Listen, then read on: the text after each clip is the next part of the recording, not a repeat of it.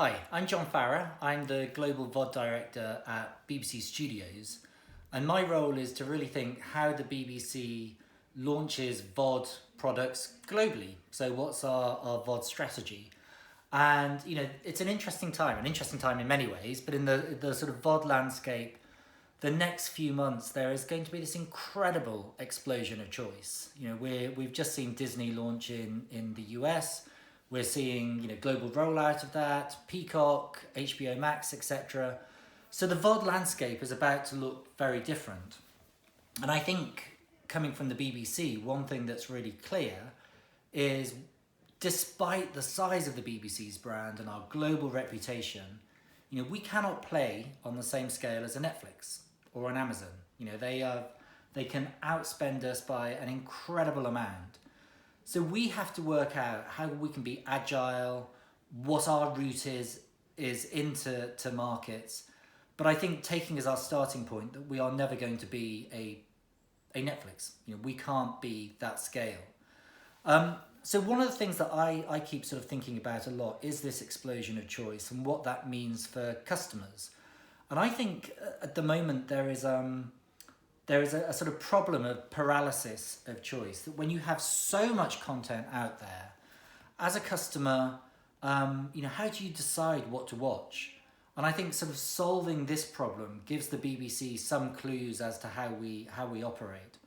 I heard this amazing statistic a year or so ago by a company called The Wrap, an American agency, that said the average person will spend 2.4 years of their life just looking for something to watch, which amounts to 23 minutes a day. So that's the issue that we've got to face. How do we navigate our way through the fog? How do we enable people to make sense of this sort of complex content ecosystem? So I think there are a few clues there. First of all, quality will always rise to the top. And I think as long as content providers like the BBC are investing in premium content, you hope that sort of rises to the top. And I think it's interesting some of the trends that we're seeing recently, the sort of spend that's coming out from the global streamers. So one thing that particularly sort of takes my notice is seeing Netflix invest in those natural history tentpoles that the BBC have been doing so well over the last sort of 20, 30 years.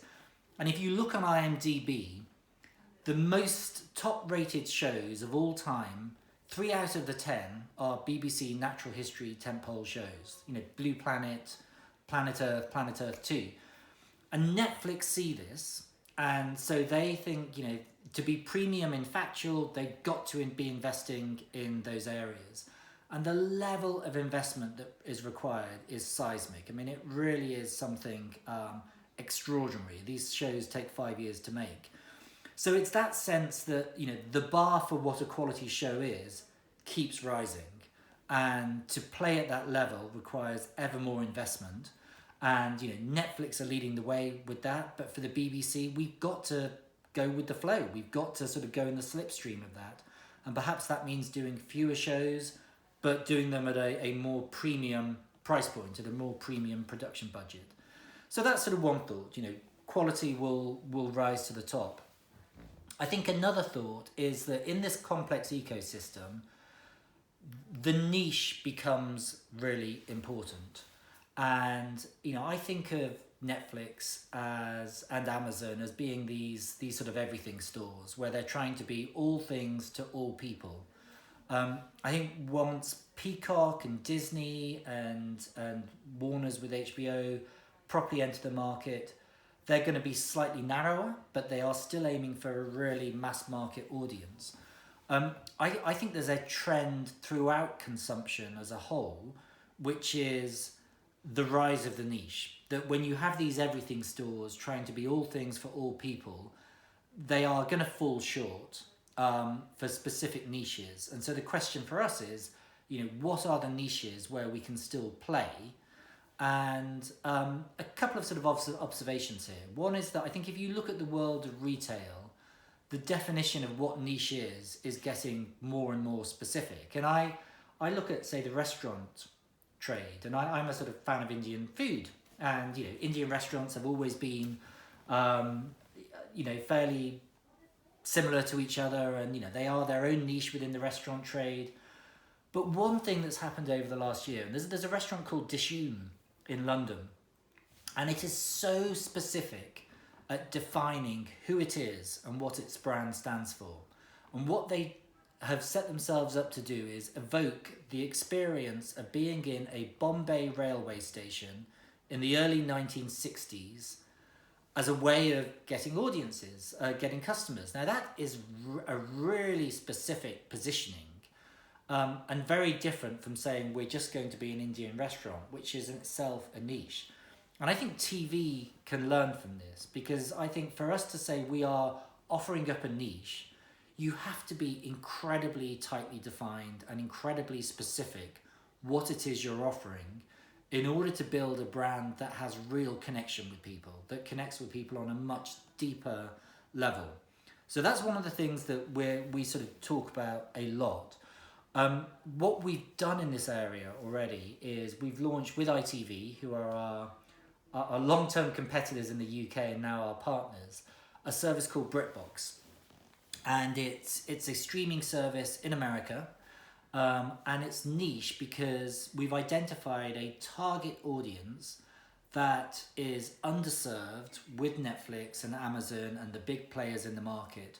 And that's a sort of older, upmarket female audience. So BritBox is about super serving that audience with a type of content, and that type of content is specifically sort of soft British crime drama. And everything about how that brand expresses itself and the tightness of the proposition goes back to this point about a niche having to be super tight. And we've had a huge amount of success. So just a couple of weeks ago, we announced that we've hit 1 million subscribers in the US. And a really interesting lesson here, back to this idea of being really tight, is when we launched BritBox about 3 years ago, we were trying to be all things British, and we just didn't get traction.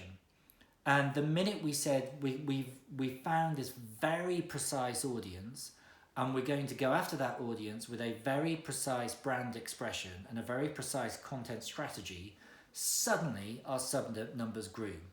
So, there is room in this market with the big global players for niche products, but to do that, you have to deliver them in a way that is super precise and super tight. So again, thinking about how to make sense of this big, complex ecosystem, another big trend that I'm seeing that, again, we are sort of looking at a lot at the BBC is around curation. So the Netflix approach to curation is to have a big inventory of tens of thousands of hours of content. And of course, curation is done through personalization, through algorithms, to bring you things based on your viewing choices and based on how Netflix will classify you, linked with all other audiences that sit within that cluster. Now, I think I'm not saying algorithms aren't going to go away, but I think there is a trend which I'm seeing towards human curation and tighter curation. And Tim Cook, the CEO of Apple, gave a speech last year where he said, the future of curation is human, which was really interesting to hear from the head of a tech giant. I think where I sort of take my lead is there's a streaming service called Mubi, which is available in North America. It's available in some international markets such as the UK, and it's a specialist independent cinema service. But what's great about them is they only ever have 30 pieces of content on the service at any given point. So it's literally every day, one in, one out. A new film arrives and a film shuffles off. And as a customer, I find this really valuable because I'm not overloaded with choice. I trust them as curators, as experts, to say these films are all great. We're limiting choice for you, and trust us to provide things that we think are going to meet your needs. And that's really interesting and something really attractive. And I'm developing products at the moment, streaming products for the BBC, and looking at this model of how you don't offer up everything, but you limit choice. But importantly, what you are offering is really high quality. and you're building the service around your strength as a curator, that trust that customers have that you have expertise and you will offer up something that's really valuable to them. So that's a sort of interesting trend we're seeing. I think one other area that is worth sort of pointing out is that, with this overload of content, trying to make sense of this really complicated ecosystem, as well as the sort of high-end premium stuff rising to the top, another thing that's rising to the top is the familiar.